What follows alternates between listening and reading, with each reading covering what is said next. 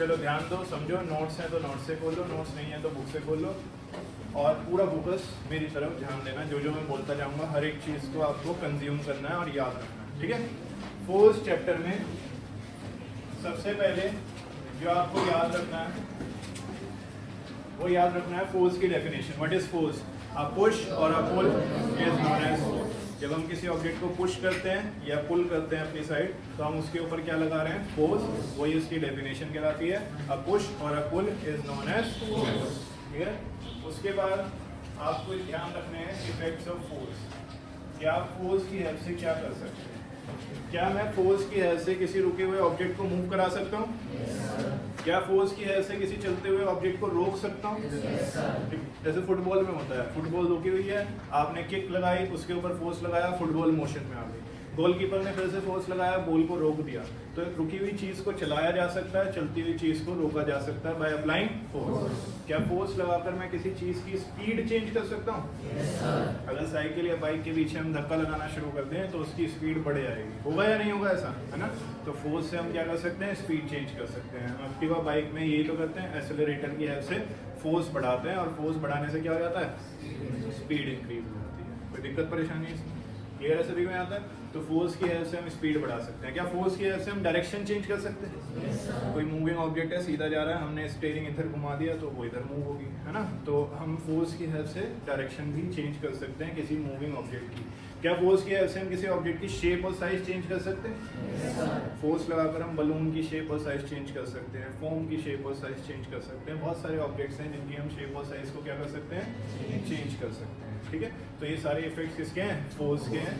Force की help से रुके हुए ऑब्जेक्ट को चलाया जा सकता है, चलते हुए ऑब्जेक्ट्स को रोका जा सकता है, उसकी स्पीड बढ़ाई जा सकती है, स्पीड कम भी की जा सकती है, डायरेक्शन चेंज कर सकते हैं, और उसके शेप और साइज को भी क्या कर सकते हैं? चेंज कर सकते हैं। यहाँ तक समझ आ रहा है? फिर उसके बाद आपको जो याद रखना है वो याद रखना है बैलेंस्ड और unbalanced. Balanced and unbalanced force. अगर आप किसी ऑब्जेक्ट के ऊपर दोनों साइड से इक्विवेलेंट फोर्स लगाते हो, इधर से भी 5 न्यूटन, इधर से भी 5 न्यूटन, फोर्स की ऐसा यूनिट क्या होती है? इधर से भी 5 न्यूटन, इधर से भी 5 न्यूटन लग रही है, तो अब ऑब्जेक्ट इधर जाएगा या इधर जाएगा? कहीं भी नहीं जाएगा, एक ही जगह पर रुका रहेगा, क्योंकि दोनों साइड से लग रही फोर्स एक दूसरे को कैंसिल आउट कर रही है। इधर से भी 5 लग रही थी, इधर से भी 5 लग रही थी, तो एक दूसरे को कैंसिल कर रही है, जिसकी वजह से net force, resultant force, overall force कितना आ रहा है? 0 आ रहा है। और 0 आने की वजह से ना तो ऑब्जेक्ट इधर मूव कर रहा है और ना ही ऑब्जेक्ट इधर मूव कर रहा है। ऐसी फोर्स को हम क्या बोलते हैं? Balance force. बैलेंस फोर्स ना तो किसी रुके हुए ऑब्जेक्ट को चला सकती है, ना ही चलते हुए ऑब्जेक्ट को रोक सकती है, ना ही डायरेक्शन चेंज कर सकती है। बैलेंस फोर्स कुछ नहीं करती। बैलेंस फोर्स सिर्फ और सिर्फ क्या चेंज कर सकती है? Shape. Balance force can only change the shape of the object. तो शेप को चेंज किया जा सकता है कौन सी फोर्स लगाकर? Balance force. जैसे एक बलून है, बलून को मैं इधर से भी फोर्स लगा रहा हूँ, इधर से भी फोर्स लगा रहा हूँ, तो बैलेंस फोर्स लग रही है, नो डाउट। मैं दोनों से जगह से इक्वल फोर्स लगा रहा हूँ, तो बैलेंस फोर्स है। लेकिन बलून की क्या चेंज हो रही है? तो बैलेंस फोर्स की वजह से शेप चेंज हो सकती है, और कोई चीज चेंज नहीं करती बैलेंस फोर्स। इस चीज का ध्यान रखिए। फिर कौन सी फोर्स आती है? अनबैलेंस फोर्स वो होती है जो एक साइड से ज्यादा और एक साइड से कम लग रही हो। अगर यहाँ से 10 न्यूटन लग रही है और यहाँ से 7 न्यूटन लग रही है, तो ऑब्जेक्ट अब इधर जाएगा या इधर जाएगा? दोबारा बता। यहाँ से 10 न्यूटन, यहाँ से 7 न्यूटन, ऑब्जेक्ट लेफ्ट जाएगा या राइट जाएगा?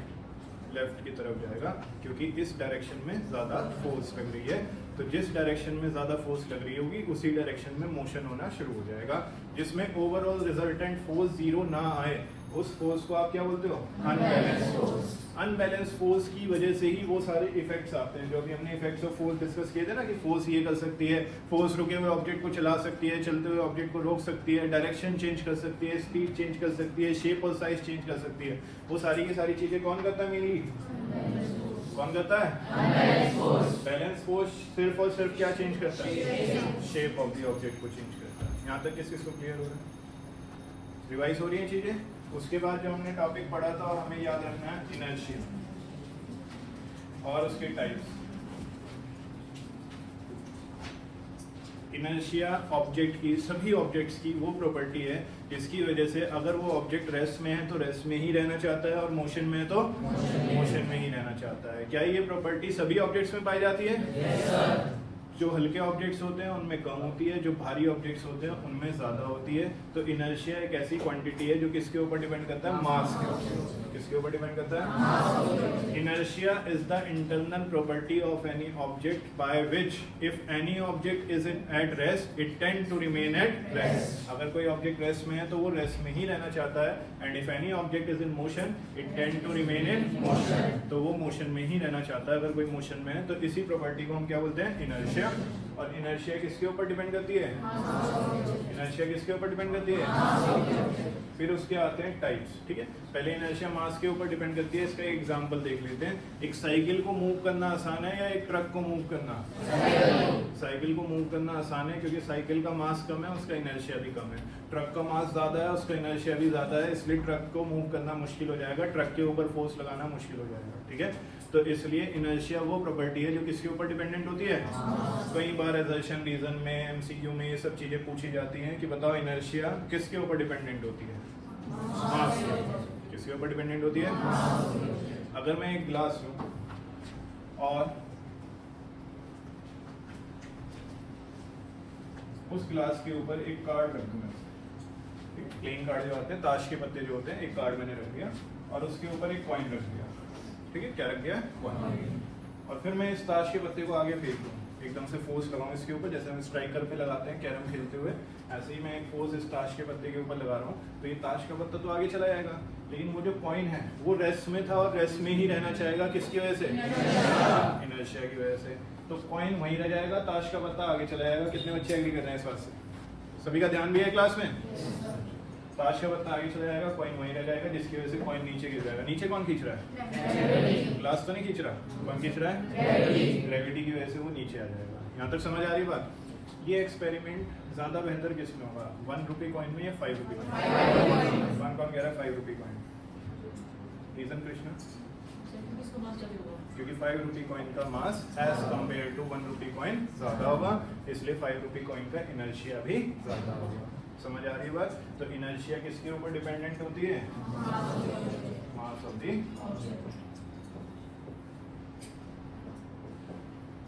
उसके टाइप्स, अगर कोई ऑब्जेक्ट रेस्ट पर है तो रेस्ट पे ही रहना चाहता है, इसको बोलते हैं इनर्शिया ऑफ रेस्ट। कोई ऑब्जेक्ट मोशन में है तो मोशन में ही रहना चाहता है, इसको बोलते हैं इनर्शिया ऑफ मोशन। कोई ऑब्जेक्ट अगर किसी डायरेक्शन में मूव कर रहा है तो वो उसी डायरेक्शन में रहना चाहता है। आपने नोटिस भी किया होगा, कभी आप हिली एरियाज में गए हैं बस में या कार में या बाइक पर, तो आप तो स्टीयरिंग घुमा रहे हो ऐसे राइट साइड, लेकिन आपकी बॉडी कहाँ जा रही है?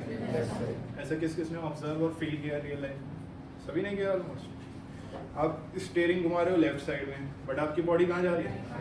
राइट साइड जा रही है। तो ये भी किसकी वजह से हो रहा है? किसकी वजह से हो रहा है? कि अगर आप किसी डायरेक्शन में चल रहे हो तो आपकी बॉडी वो ऑब्जेक्ट उसी डायरेक्शन में रहना चाहता है, इस वजह से आपकी बॉडी जो है वो उस डायरेक्शन चेंज को क्या करती है? अपोज करती है। इसको बोलते हैं इनर्शिया ऑफ डायरेक्शन। रेस्ट वाले को इनर्शिया ऑफ रेस्ट। मोशन में है तो मोशन में रहेगा, इसको बोलेंगे इनर्शिया ऑफ मोशन। जिस डायरेक्शन में चल रहा है उसी डायरेक्शन में रहना चाहेगा, इसको बोलेंगे इनर्शिया ऑफ डायरेक्शन। ये हो गए इनर्शिया के 3 टाइप्स। इनर्शिया के ऊपर किसी एक साइंटिस्ट ने लॉ दिया था, क्या बोलते हैं उस लॉ का?